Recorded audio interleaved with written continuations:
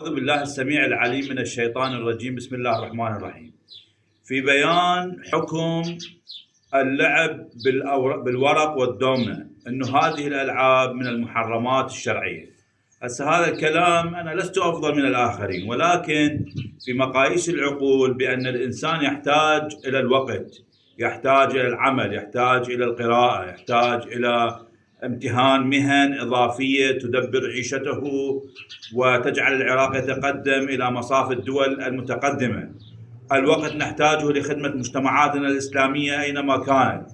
إذن اللعب واللهو بهذه الأوراق وكل هذه المحرمات ناتجة عن أن هذه الأشياء هي من اللهو الشيطاني. الإنسان ينصاع تدريجيا إلى قيادة الشيطان الرجيم، بحيث لا يحصل منها إلا على اللهو العبثي والكفر والانحلال الأخلاقي ومبايعة المال والأملاك وما إلى ذلك. إذن كل هذه الأشياء محرمة، الورق والدومينو، حتى أن حرمتها قد وردت في القرآن الكريم: إنما الخمر والميسر والأزلام والأنصاب رجس من عمل الشيطان فاجتنبوه.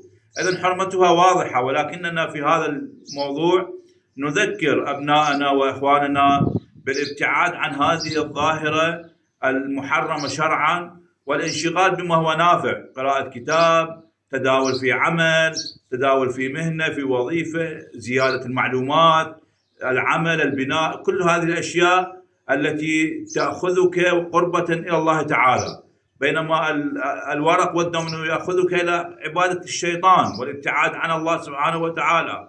ونحن لا نريد منكم إلا الخير والعافية، ونسأل الله سبحانه وتعالى أن يحمي شبابنا ومجتمعاتنا الإسلامية من كل حرام، وأن يقربنا باتجاه أن نبني الإنسان الحضاري، الإنسان الذي يتقدم في مسيرة بناء وطنه، الإنسان الذي يتقدم مع الدول المتقدمة ويبني ويعمر الحياة الدنيا بما يرضي الله سبحانه وتعالى، ويعمر بما يرضي رسوله صلى الله عليه وآله وسلم وأهل بيته الكرام، بعيدا عن التشوهات الأخلاقية وبعيدا عن المحرمات الشرعية التي لا تجلب لنا إلا الكفر والعراق والشجار وما إلى ذلك. أسأل الله سبحانه وتعالى لكم ولنا التوفيق، والحمد لله رب العالمين.